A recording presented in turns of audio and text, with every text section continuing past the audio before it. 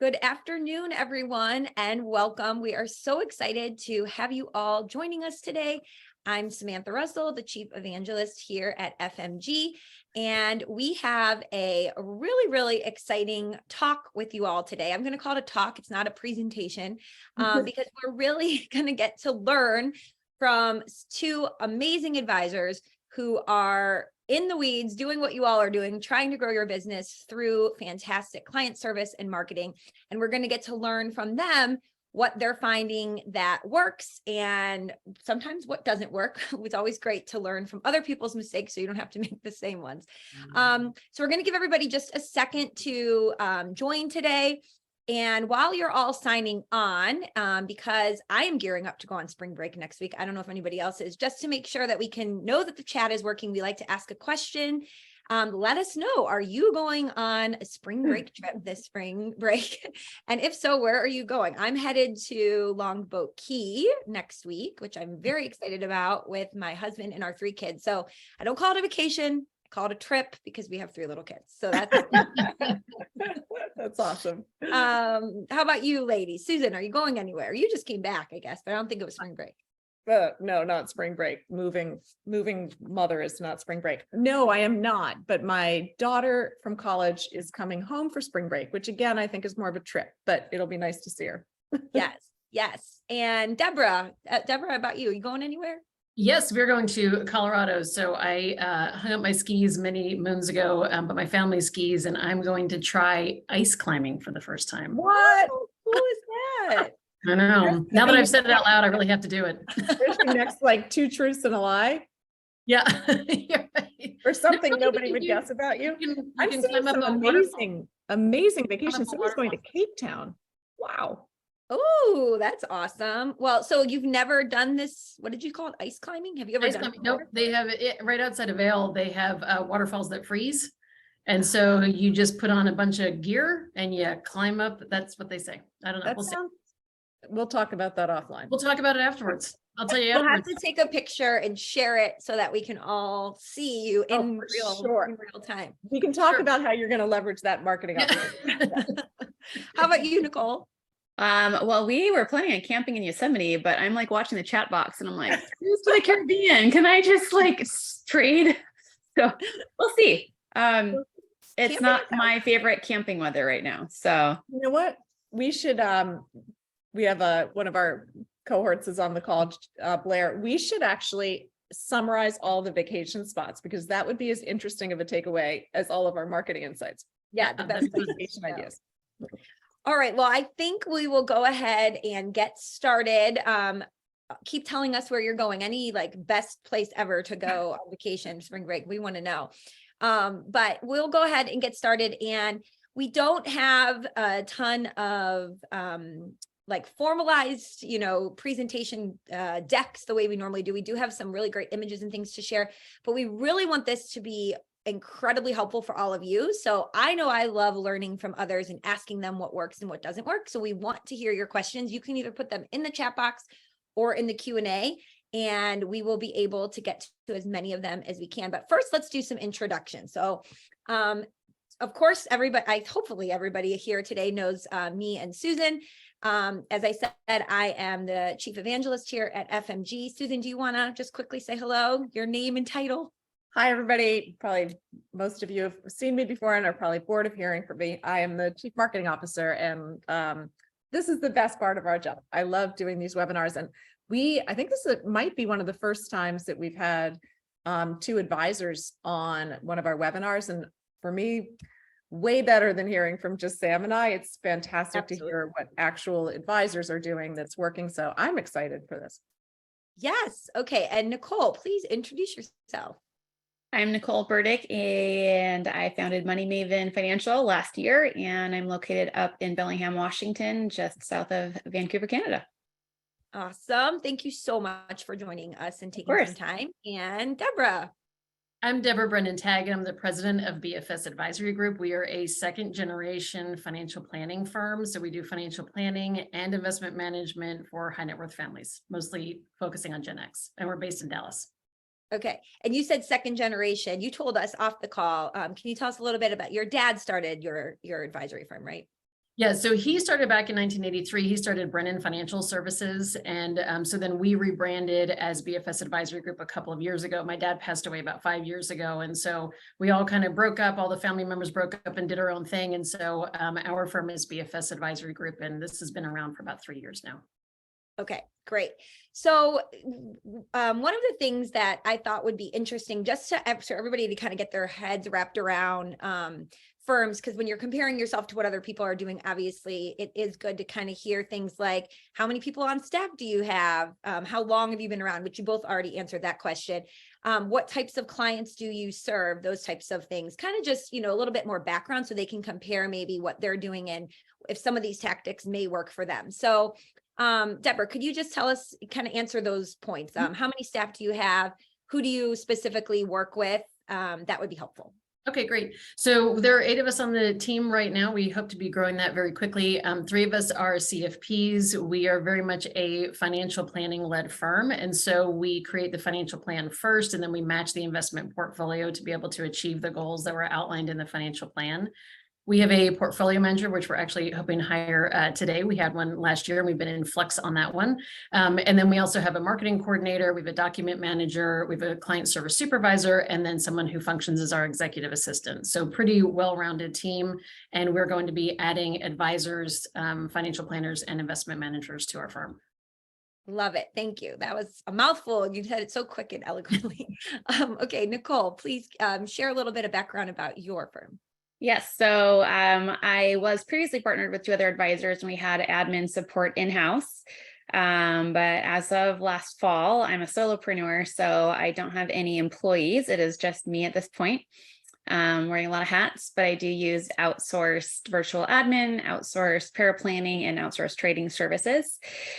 And I serve both men and women, but I'm geared towards women. And so I work with a lot of women that are going through transitions. I've had a lot of clients lately that are going through or have gone through a divorce or the passing of a family member. So helping them acclimate to a new situation.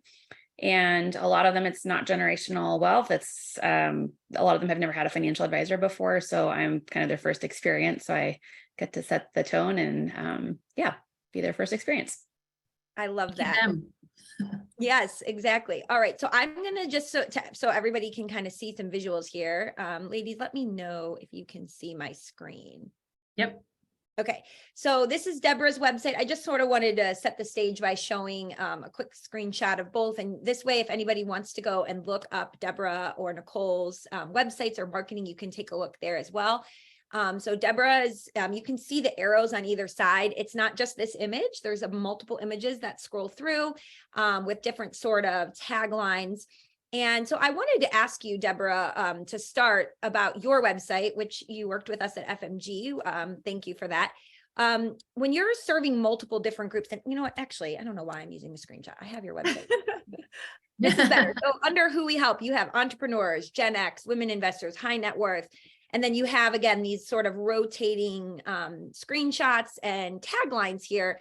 I talk with so many advisors, and Susan, I know you have to answer this a lot. If we have more than one niche, you know, what do we do? What do we put on the homepage? How do we speak to multiple people? So can you talk through a little bit how you decided how to set this up in a way that would speak to multiple groups that you're serving? Yes. And the niche thing is a big deal. I mean, I think that every class that you would go to say, how do you define your practice? How do you set yourself apart? How do you attract clients easily? Everyone's going to tell you to define a niche. It really has never been our thing. I mean, just the people that we attract, that we do have a lot of very strong women. We have a lot of very successful women. We have a lot of families where both the man and the woman are participating in their financial decisions. And we have a lot of business owners, but none of that is a niche. And so we really didn't want to exclude anybody, but what we really want to do with our firm, the way that we're positioning our firm, is that we want everybody to be able to see wealth management as accessible. We feel like that's a really important piece. And so we use that as our background and our lens when we were picking the pictures to go on the website. I will say that when you choose to put individuals on a website, it is one of the hardest things in the world to pick who those people are that represent your kind of ideal client. And so, but we try to be very intentional about that so that we could show that we really do serve Gen X families, and we serve successful men, successful women, you know, families of all different kinds of backgrounds. But it's hard to be able to define that. I think if you have a niche, especially as you're starting out, it's a lot easier to pick your marketing focus, your wording, your pictures, all of that. It just has never really rung true for us to do that. So what we try to describe is the kinds of people where we do our best work. And we have built our team around the needs of high net worth, more sophisticated clients. So those are going to be people who have over $2 million invested. Usually we are superb with business owners. We're superb with family businesses for obvious reasons. We have that background. And so we have a lot of that built in here, and we just try to display that through our website. And Sam, you know, I know everybody loves when you kind of go through a website. I see a lot of things that are part of our best practice list. And I wonder if you just want to call attention to some of the things that you really like about Deborah's site, particularly that hero section homepage. Absolutely. Let me just share again. And again, if you have questions, please let us know in the chat if you have questions specifically about website best practices. But some of the things that, you know, when you're looking at a site that we absolutely want to see are, you don't want to have a ton of text, what we call above the fold. So what you can see here on my screen is above the fold. As you scroll down, you're going to see, you know, more and more text below, but some people will have paragraphs, you know, all this text up top. This is the top part is really for you to make a great first impression. So the photos that you use, the text here, this is all going to speak to that. I also absolutely love to see it very explicitly laid out who you work with or who's going to be your best type of client. And this can be in flux, right? So as Deborah mentioned, and you're going to see the difference, the juxtaposition with Nicole as a new firm. If you're just starting out, it's often easier to establish a niche right away. But if you have been in business a long time, you can do something like this, where you are calling it out more, maybe a little bit subliminally in this who we help section, versus just have we work with women, you know, right here as your tagline. The other thing that I absolutely love as you scroll through here, this site is really easy to scan. So instead of getting big, huge paragraphs of text, you can see, you can, you know, kind of click on different sections here and you're able to learn more. Same thing here with our services. We don't read a website the way we read a book. We scroll and we scan until we see something that catches our eye. And then we're going to, you know, dive in and read more about it. Another thing that I absolutely love is the blog page on both these ladies' websites. They, you know, have content that speaks directly to their audience. So it's really hyper personalized for the types of folks that they're serving. Thank you. It's always nice to hear that. Okay, so let's switch gears and talk about your website, Nicole. So again, you mentioned, you know, this is new. Congratulations, by the way, on starting this new business. I know that's always a huge leap when you're, you know, everything becomes new, your marketing, everything.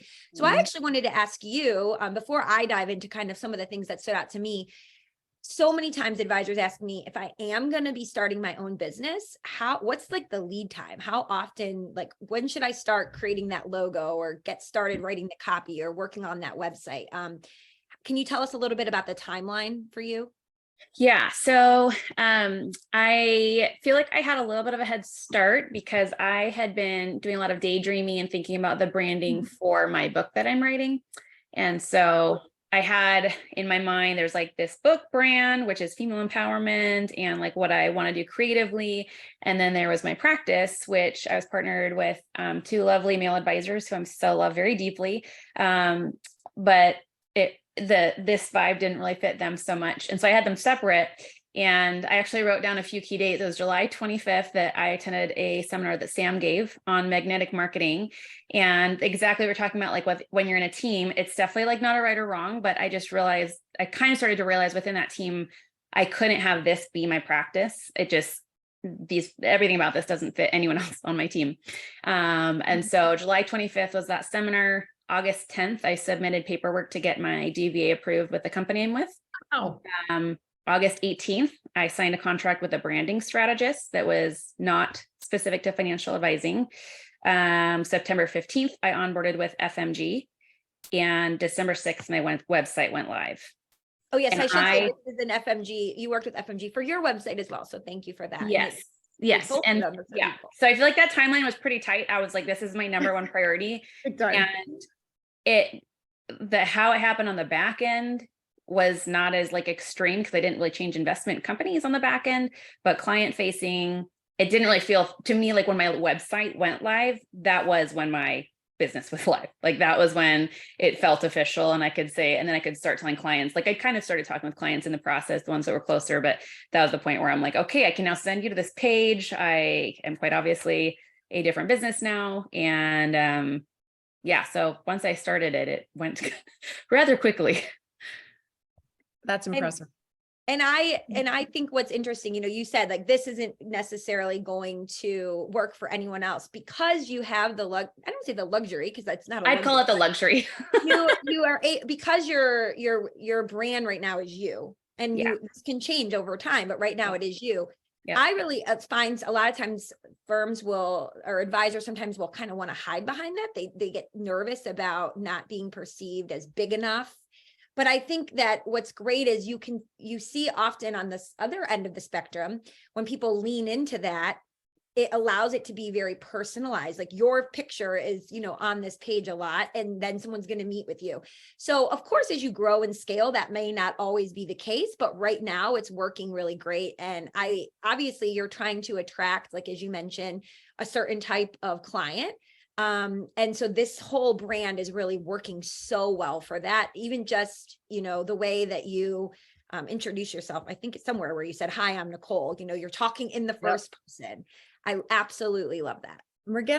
People are actually picking up in the chat about the pictures that are, not stock of Nicole, but in, just such a relaxed and sort of authentic, not stiff way. And really, really great idea, I think, for everybody to consider doing more of. I think I would say one of the things that was key, and I've just probably answered another question that's coming up, but I feel like one of the things I had going in my favor the most was that I was really looking for inspiration outside of the industry. I think a lot of us kind of limit our scope based on what we're used to compliance allowing. And then what's like a good idea or a bad idea as far as liability and who we might offend. And again, I do feel like it's a luxury because I know not everyone's in the position where they can do this, but I was looking at a lot of real estate agents. I was looking at all sorts of other companies. And then I was able to bring like this idea of what I wanted to feel like. And I brought it to FMG and they were like, yeah, we could totally build like, I had all of the colors, all of the typography, everything ready for them. And they're like, yeah, we can build that for you. So it worked out really well. I like the shadow behind the call to action. Isn't Just it so cool? But I like it. Yeah. It's funny. People be like, I love your brand. I'm like, I know, so do I. I mean, it's like different, but like, I'm just in love with it. It's so exciting. One of the things that I did want to point out, and hopefully everyone noticed this on both Deborah's website and, Nicole's, is that we talk a lot about if you're going to compete in this expertise economy, really people are choosing, like, being able to say, I will help you with your investments or I'll help you with financial planning is really table stakes at this point. And so how do you then differentiate? How do you make someone build trust and show that expertise? And a blog that has very highly specific topics that are your audience is going to want to know about is such a great way to do that. I love this one I saw, Nicole, selling your home the same year you get divorced. You mentioned you're starting to attract a lot of women that are going through divorce. And I don't think that is happenstance. When you speak to the things that certain topics that your target audience is going to be wondering about, you're going to attract more of those people. So, that is just such an important thing. And it doesn't need to be, every day you're writing a new blog post, but even, just, once a month, every other month, even having a highly specific piece of content that you add for that group can really work wonders. And Deborah, you're nodding your head. I don't know if you have any stories or you agree that that's worked for you as well. No, it has. I mean, we do, sometimes we have to do the boring stuff like the tax updates, those are necessary. But we also do highly personal things. Like even when my dad passed away, I wrote a blog about that and we had an enormous response about that because so many people could identify with it. So I was just doing it just to kind of put it out there because we were a family firm and so many people knew us, and just to make sure everybody knew what was going on and that we were doing okay and all that. But we got an enormous response about it. And then we've done more writing. So we now try to splice in kind of personal life stuff in addition to the financial focus, and talking about how financial planning, brings those two pieces together. So we ebb and flow, whether we do kind of the more serious finance focused blogs versus kind of lifestyle blogs. I would add too, one of my mental prompts is like, if I have to go off and research something, so the one that you showcased, Sam, that was a pain in my butt to figure out the answer to those questions. I was like talking to realtors and accountants, and I'm like, I feel like this should happen all the time. Why does no one have this answer? And I was like, I have to make sure this information is findable when I need it next time. So like, it was partially just for me, so I could go back and reference all this research that I done and have like the hyperlinks to the source data. And so it's almost like a way to organize my brain and the research that I've done. And then obviously demonstrates that I have learned these things now. And then clients are able to see that about me. Yes. I have a question. So one thing I know everybody on this webinar would agree with is that, time is definitely a precious resource that you don't have a lot of, but it sounds like, you're doing research and writing all these blogs. And I know there are people out there being like, how do you do it all? So how do you parse out your time, or, create a plan around executing against these marketing deliverables to give yourself time to actually write and do these things? Is this weekend work? How do you do that? So I'm pretty sure I have ADHD. And so when I get really excited about something, I'm like, okay, I basically view it as like, I'm jumping on this train and I don't know when it's going to lose steam. And so I try to write it. You probably see 1/10 of what I've started. So I don't finish everything I start. And I don't know if that's helpful to anybody else, but I've just learned like to kind of try to like work with my ADHD. And so when I have an idea and I'm really stoked about it, if I can, I try to stop what else I'm doing and just get that done really quickly. Because if I don't finish it quickly, then I lose interest and I'm unlikely to come back to things that I don't have to get done. So There's this more ad hoc. for the ADHD people out there, try that. Okay, Deborah, I have a feeling you're more planned. Yeah, so it's not a very good plan. Susan knows me well. Well, it's kind of a combination for me. There's a lot that lives up here in the back of my brain. And so a lot of it writes itself over a number of weeks. And then I'll just say, okay, and to your point, yes, I do it on the weekend or very early in the morning where I have no interruptions, and then I'll just get it all out. I'm the 80% girl. And so I can get something 80% done, and then getting that last 20% is really painful. So my husband is an editor, and he'll come back to me and he'll say, you totally nailed it, you're done. Or I'm not totally sure what the point is, you need to add this in. And so he gives me some feedback on it, and then we get it up to speed. What I have to be careful about is that I love writing about financial topics, and I love writing about lifestyle stuff and all the financial planning stuff. And so I need to make sure that I don't write about things that are just like, oh, that's kind of interesting. Like we need to have a plan of what the reader is actually receiving from us. So if we say, okay, here's, what's going on with the Secure Act 2.0, then to follow it up with, we've now planned a series of videos that we're going to release to talk about how do you actually apply that to your own financial plan. So we need to make sure that we always look at it from the reader's point of view, and not necessarily just something that, I think might be a fun, interesting topic at the time. Although there's plenty of that on our blog. Yeah, I think that's great. And I will just put in a little plug. A lot of people would prefer to take something that's been written and edit it to make it their own. And that's really where FMG comes in. I think we have two examples of pretty extraordinary advisors and women marketers who are writing all of their own content.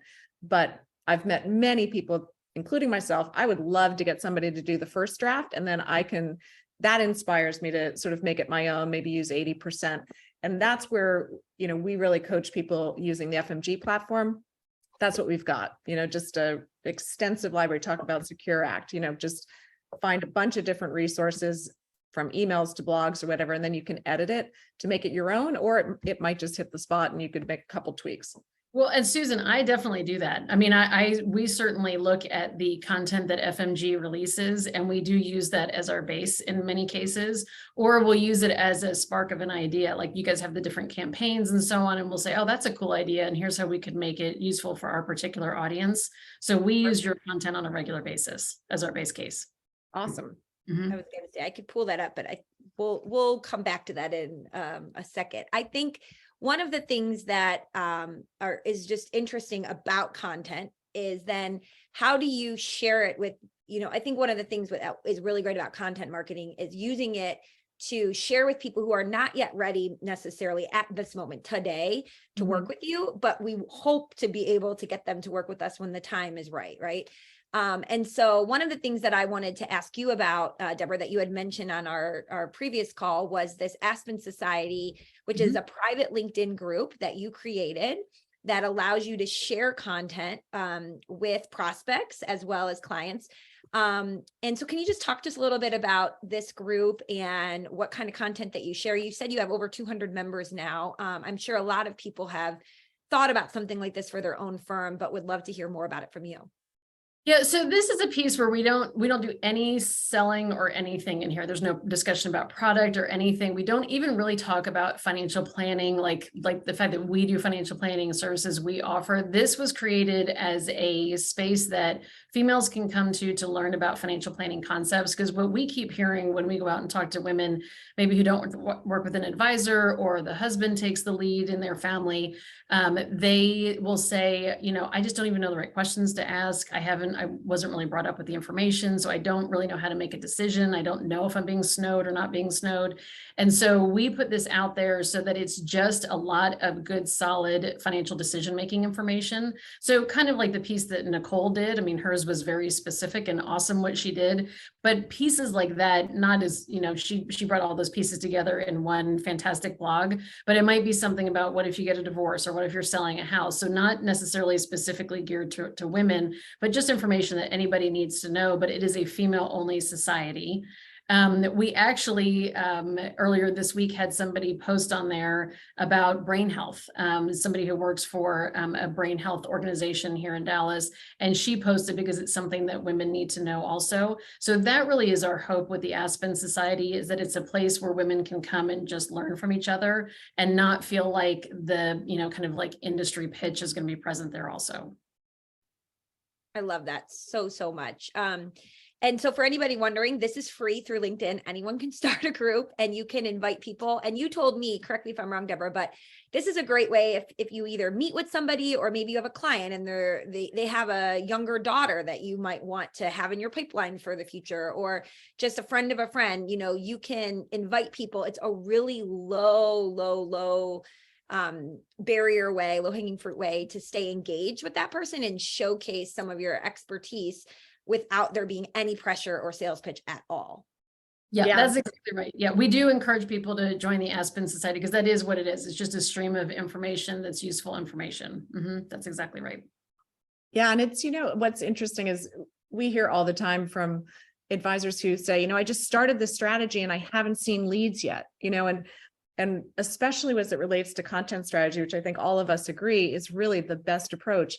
It just is committing to it, being consistent, and staying in front of your prospects.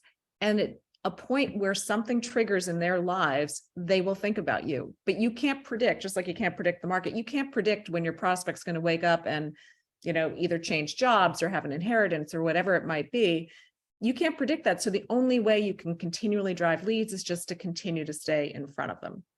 Yeah. And, I will just a really quick story about my dad. He had a radio program for, well over 10 years, maybe even as many as 15 or 20 years, but he did it every Saturday morning. All he did was come out and talk about financial concepts every Saturday morning. And people will go, oh, that's really hard. That feels like a lot of work. And he was like, yes, it is. But it was how we grew our firm. And we probably got maybe 1% of the listeners were the ones who became our clients. But then he found out a number of years later, and I still hear stories of people coming up to me saying, hey, we never became a client, but because of his radio program, I saved enough money for retirement. It totally changed our lives. That is still very meaningful.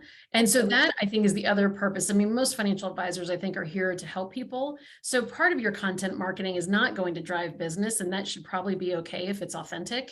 I mean, the best marketing is authentic marketing. And so if you do your marketing authentically, you are going to drive the right people to you. It's just not going to be every single person that looks at your content that's going to immediately, just want to come in and be your client. Exactly. I love that. Okay, so speaking of authentic, Nicole, you do such a great job on social media of really showcasing your authentic self. So I'm just going to pull up a little screen. Can you guys see that again? Okay, if you're looking for a great examples of authentic social media marketing. Nicole's a great follow. So this is her LinkedIn page.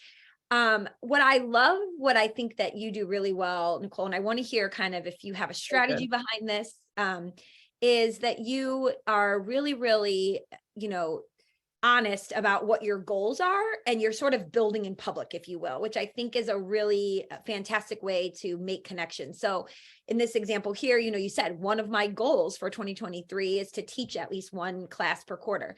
Somebody who maybe is looking for a speaker for women on financial planning topics, all of a sudden it will register in their mind, oh, I should maybe connect with Nicole on this. Whereas if you didn't put it out there, nobody's going to know. And it is allowing you also to kind of do that thing where you're posting about something great, but in a humble way, not just like, hey, look at me, I spoke at this conference, but it's such a well-written way. So can you talk a little bit about what you choose to share on social media and sort of this like building in public mindset? Yeah, I think that I think some people think of it in terms of like personal and professional. I look at it more in terms of private and public. And so there are parts of my personal life that I'm comfortable sharing publicly with my full business realm, personal and professional. There are parts of my, both sides of my life that are private, regardless of who I'm around. And so I don't draw a real firm line. I mean, compliance wise, I do. Obviously, if anyone compliance is on the call, I totally keep my personal and professional separate, but who I am is not different. And again, I do think you're right, Sam, when you said I had the luxury of doing this. Like I had a pre-existing clientele that I took with me. These people are all people I really personally connect with. I very, very, very, very rarely lose clients that I like. Like there's a personal connection there. And a lot of them, like, I mean, humans, we bond more when we know someone was having a hard time and we see how they overcame it than just thinking they never had struggles.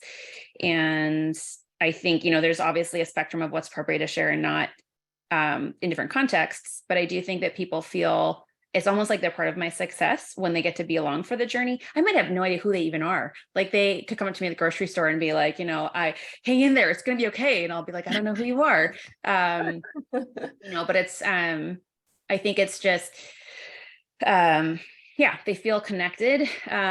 It's kind of similar. I used to be a musician and I would perform on stage, and it was kind of similar in that I could have introduced my set saying, hello, I'm Nicole. I'm about to sing you my diary, because I basically was. But, people just feel a sense of connection. They feel like they've gone through this experience with you, and you share the emotional side of things as well. And I think that when I communicate, I don't have my, together. Like there are things that freak me out. People are like, oh, that's like me too. And so they just, I don't know, there just feels like a lot more of a personal human to human connection. Mm-hmm. Well, and you had this really great post the other day. I just saw it yesterday about you were working with a client and maybe you tell the story. Yeah. So I like sharing stories where I'm learning as an advisor. And so I have a client I've been working with for years. I returned from my maternity leave early for her. I don't work with high net worth clients. She's one of my only ones, but they're not a focus of mine. So she's been someone I've been working really hard, putting a lot into, and it's been years and the estate still isn't closed. And there's just like 1 or 2 tax returns that she can't find. Like I've offered, like, I'll come to your home, I'll organize your whole office for you. Cause that also, I used to be a professional organizer. Like I would love to do that. It'd be so fun. You do it all while playing music. Like, yeah, I mean, I could go on a couple tangents we could go down there. But like, I'm like, I would love to do that. And it was just like never having the follow through. And on my post, I was like, she's smart, I'm smart. We probably both have ADHD, but like, I'm really organized and like, I'm staying on top of her mind here. And it's just not happening. And it was Valentine's Day. Like I went to bring her flowers, cause she's widowed now. That's how we met. And she goes, I just have to let you know, I was talking with my therapist and it might make me cry. She was like, I'm feeling like when that final thing is filed, my mom's really gone. And then it's done. And I'm not ready for that. And I was like, okay. And so it's just like those experiences remind you, like, it's not about finding a stupid tax document. There's like some sort of emotional thing going on there. And so sharing that experience, like, I don't know if you've noticed my new tagline on LinkedIn is the Brené Brown of financial planning. But a lot of us, like, we beat ourselves up. Like, I mean, we shit all over ourselves. Like, I should be able to, it's not that hard. Other people can do it. Why am I the only one? And it's like, it's because we have emotions. Like, we're not robots. And so that story was a way of communicating how I work with a client and I'm like compassionate and gracious and all these things, but also just like I want people to give themselves grace. And even if no one ends up working with me as a result of that post, I would love other advisors to be gracious and be mindful that there's these emotions that are under the surface and maybe be more conscientious, like maybe do training, like there's a whole financial therapy world out there. Well, and I think the thing that's just so great is that it is really hard. There's definitely an art to sharing personal things or things that might, be on that cusp or that line in a way that is still professional and it's not oversharing, but that you can tie it back to a lesson that is valuable. And so if you're looking for a way to do that, I saw some questions regarding like a business page versus a personal page and how do you manage both? Nicole is doing this all on her just regular LinkedIn page. And Deborah, if you want to answer that, because I know you have both your personal LinkedIn and then you have the Aspen Society group, but then you also have for your business a separate LinkedIn business page. How do you choose what to share on which pages? And I'll also add in, if you can also talk about if you have a desired frequency that you're aiming for, or just sort of your strategy of when, how often, and so a good friend of mine who works at FMG has coached me about this. Her name is Susan. So I'll say on the business page on LinkedIn, it is just about business. So we really don't put any of my personal stuff on there. On my LinkedIn page, it's going to be a mixture of business and then my little comments about things, posts about things. There might be, I haven't done this in a while, but like a podcast that I've listened to and a comment that I would have about it that would just be helpful. Aspen Society is really just like I said before, informational about how to make financial decisions, how to assess financial topics and so on. And negotiations, job skills, job negotiation skills, those kinds of things. And then I would say the blog is actually where we get the most personal, because in the blog, I will bring in personal stories about why I'm writing about certain things. So like the one for when my dad passed away, I think the title was something like What I Learned About Life in a Year of So Much Death. And so it was obviously a very shocking title, but just when somebody close to you dies, you just learn a whole lot about life. And so that was really what the whole thing was about, and brought it back into like, why even do any of this financial planning business anyway? And it's because we all want to have these lives. We have a concept of what our life is supposed to look like. Something like that. I don't think that we posted that one on LinkedIn, if I can remember, but most of our blogs we do post on LinkedIn just to make sure that we have content on there. And we do aim, theoretically we aim for 4 blogs a month. In reality, it's really like 3 blogs a month. And that's even a lot to keep up with. I mean, doing 3 blogs a month is a lot to write it, get it through compliance, get it actually up, have time to post it, socialize it, all that kind of stuff. 3 is quite a lot, but that's the pace that we're trying to maintain this year. So on the note of social media, because I know a lot of people here, they may use LinkedIn, but there's other platforms too. You told us about an experiment you're working on, Deborah, trying to run some ads on Facebook targeted to women. So can you talk to us a little bit about that and how it's going? Yeah, and so this really is just a wild experiment for us with this. So we're working with a team that knows how to do this, but we started looking at running ads on Facebook so that we could see if there's messaging that would be useful to be able to generate some new business for us. Really, we're using Facebook to kind of run the experiment, and eventually we want to migrate that over to LinkedIn. When we originally started, just for anybody asking why she's starting on Facebook, because I know the answer to this, it's because it's cheaper to do it on Facebook. You can experiment to your heart's content there, and it's a lot cheaper to get the results of what's going to work. Sorry, keep going. Yeah, and so you can identify with the algorithms what's actually happening, and then you can fine tune your messaging, and then you can lift that into a more strategically priced LinkedIn campaign. I'll say it that way. And so we were running messaging, and then the pictures, we said, okay, aggressively, we're going to go after women. So we really don't, we've many women who work here. We're very overweight female as far as the team members go, but we don't target women the way that Nicole is so great and so clear about her her marketing with that. But we said, okay, with this campaign, can we just target women and what would appeal to them? The messaging, I think, was correct, but all of the pictures were of females by themselves. And there was just something that was hitting me wrong. And I was like, and we weren't getting the feedback that we wanted. And I said, the women that come to us as clients think of themselves as a team. Either they're, it's a team of their friends, a team of their family. They're in a team with their kids and their husband or their partner. They're on a team at work. And so I said, I really feel like women normally see themselves in community. and that they're making financial decisions, thinking about their community and their values and how they can use their money. And so I said, I think we need to put people around them in the pictures, and we put people around them in the pictures. And now we're having great results from the campaign. And so we're working on fine tuning it, and eventually we'll hopefully migrate that over to LinkedIn. But it's a big experiment. We've never done this before, and we're very excited about it. Thank you for sharing that. So if you have more Facebook ad questions, you can let us know. But I'm trying to really pay attention to the time because I know we have lots of questions about lots of things. So I want to shift gears just a little bit.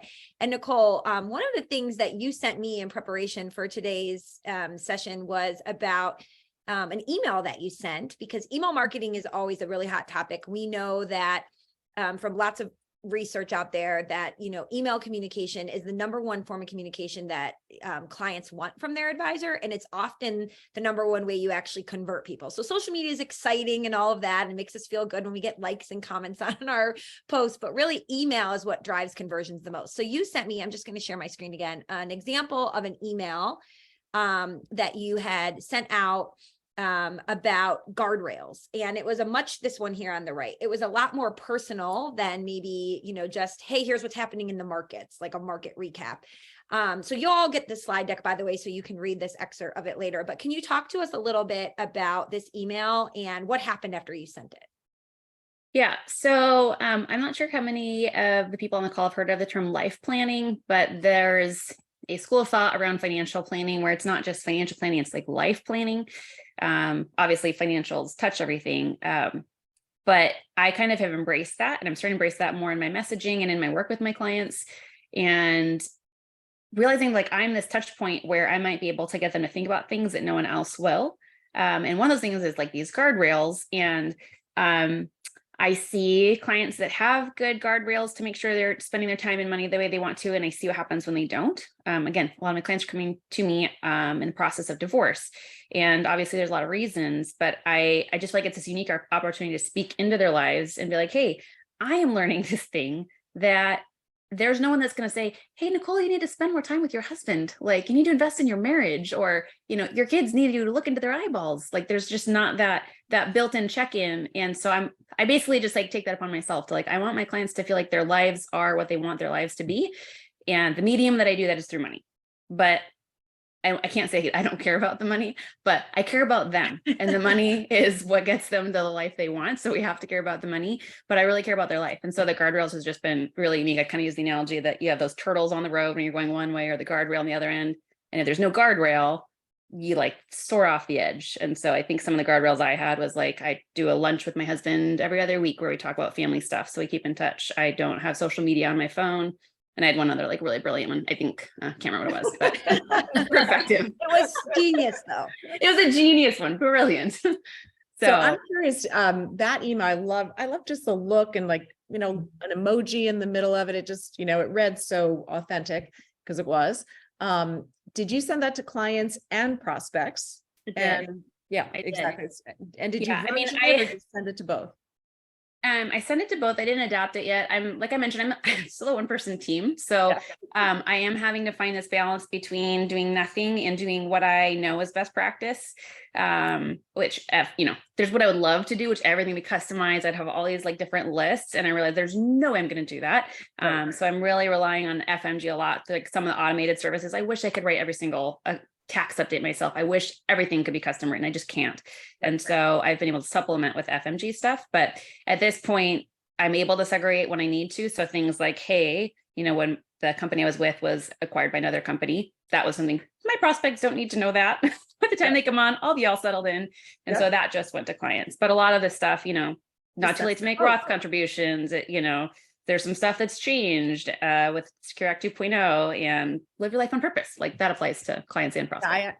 I love that, because I think a lot of advisors don't think they can send the same content. And for the most part, you can. I mean, sometimes you can just tweak the last sentence and make it more of a call to action, but you really can repurpose content for both existing customers and prospects. Yep. And I think we can also get kind of hung up on trying to make things perfect. Yeah. And it's like total paralysis.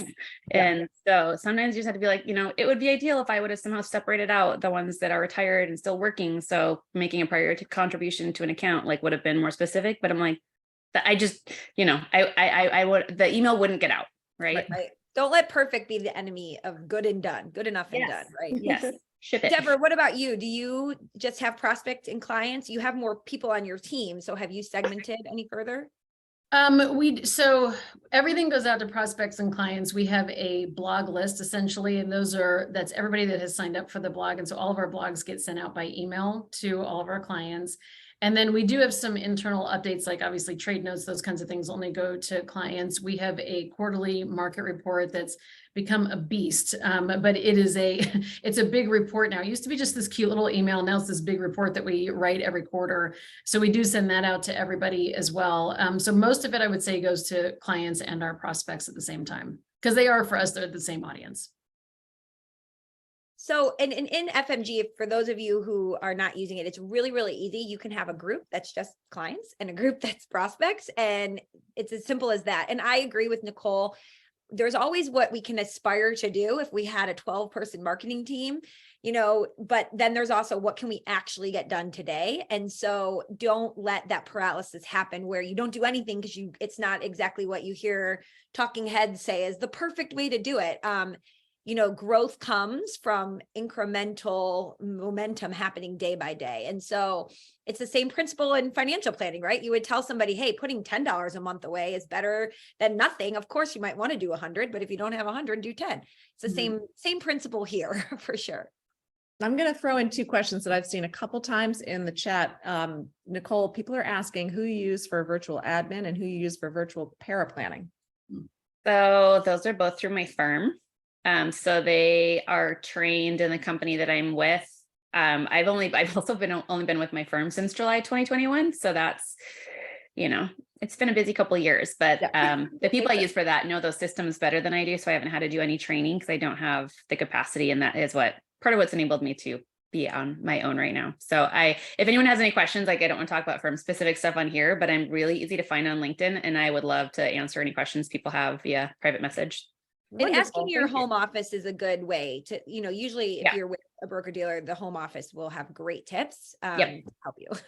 Exactly. Yeah. So there's multiple layers because I am with a very large firm. There's some major benefits to that. Awesome. Do you have another one, Susan, or was that? Nope. Okay. Okay, so we're coming up at the top. Deborah, I would love to ask you, and then Nicole, quickly, if you could say, what has been one of the, things you've done in terms of marketing that you have really found to just work well overall?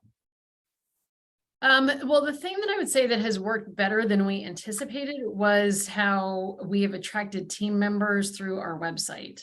So when people come to us, they obviously research us ahead of time, but they have seen, because we have a lot about our community involvement on our website, and they'll come to us and they'll say, we know that you are authentic about everything else that you're saying because of the community involvement that you have. And that's very true to what your character is.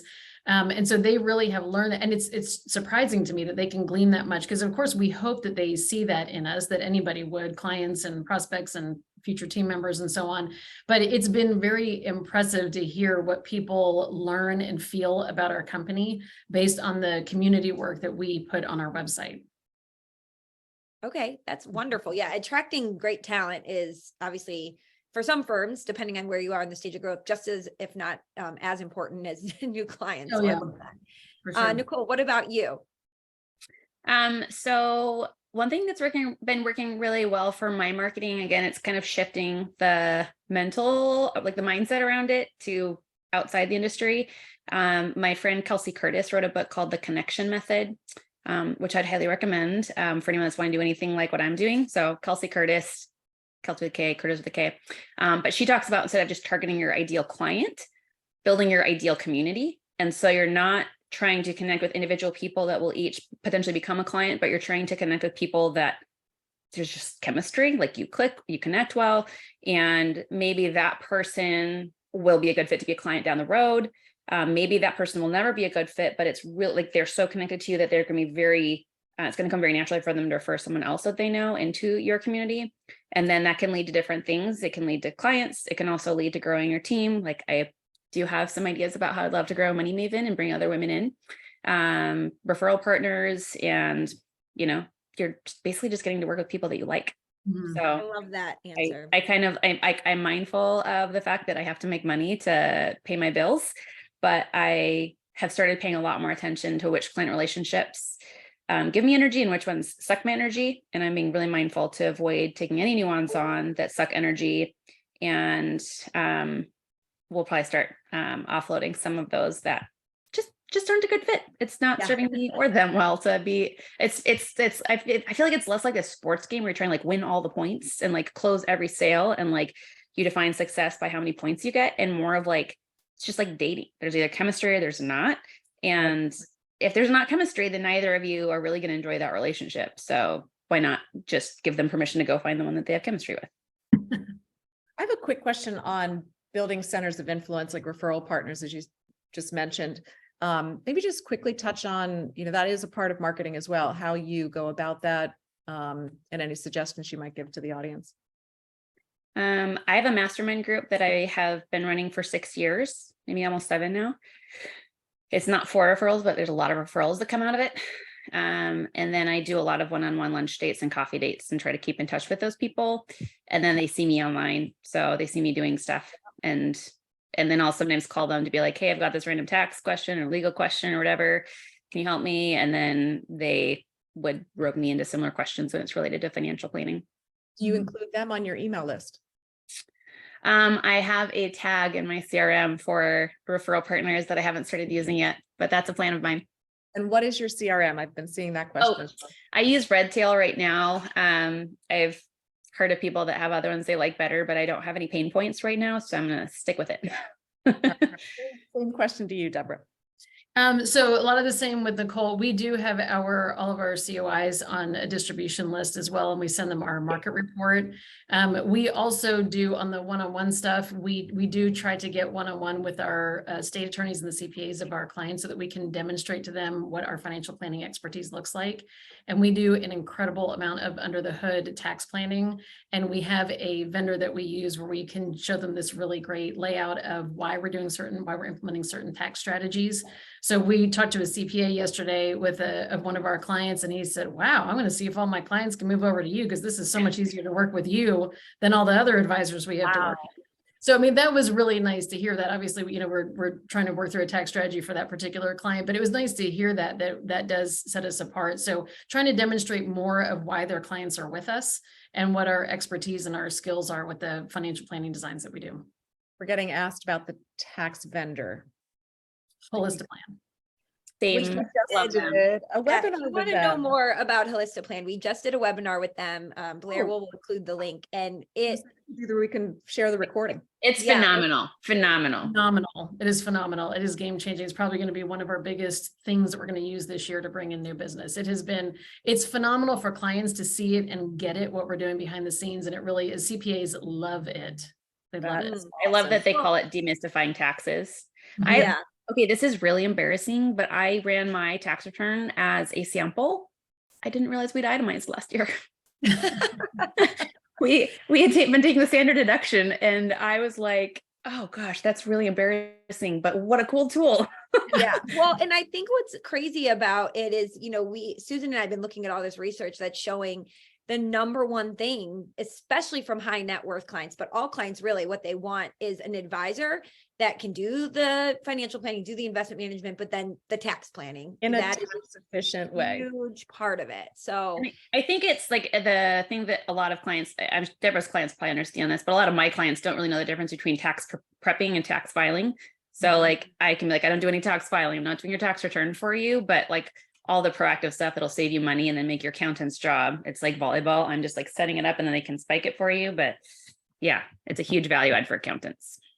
So then they love you even more and want to refer. Oh yeah. Yeah. I mean, I'm almost like, I'm worried about getting too much business too fast. Don't tell your accountant quite yet. Wait till I'm a little more That's ready. what good marketing does. More referrals. Right. Well, I just want to say again, that you both are a wealth of knowledge and have so much to share. I'm going to put up here for everybody, if I can share my screen one more time. In case anybody wants to learn more, I saw some questions about working with FMG specifically to help you with some of these things. As you heard, or you saw, I should say, both Deborah and Nicole's websites were done by our amazing design team that they worked with to get those up and running. There's our email. You can contact us if you have questions. This is just a little preview of our awesome mobile app, which we have some amazing new features coming to that very, very soon. We're so excited. Next week, you'll hear more. But then we also have the Do It For Me program. So if you don't want to have to think about all of this, you want somebody to just give you an editorial calendar and say, here's what we're going to send to your clients, to your prospects on your behalf. This is the way to go. And again, we'll be happy to share more about that with you. Any parting words, Susan? I don't think so. I mean, did you show all the images that you had in the deck? We could even just, we'll share that. We'll share the deck with everybody in the follow-up email. We have a lot of things. There were just so many great examples. Maybe you could just flip through these and just talk to them really fast. So I just had pulled out some great examples. Nicole and Deborah both have contributed to other publications, which is a fantastic way to get your name out there and expand your audience. So again, you know, when you're thinking about content creation, if you can also contribute to other publications, that's not just living on your blog. It's a fantastic way to get more link backs to your website, which will also improve SEO and expand your audience. I just had some examples here, both of them on video. We know video is an incredible way to engage with people, and it's the #1 type of content that people are looking for on social media. So look at them up and you can look at some great examples of their video. And I think that's pretty much it. Ladies, I can't thank you enough for joining us today and sharing so much wisdom. And thank you everyone who was on the call for spending this time with us today. Happy Women's History Month. Happy Thanks for Women's having History us. Month. Thank you. Appreciate it. Thank you all so much. It was great to have you.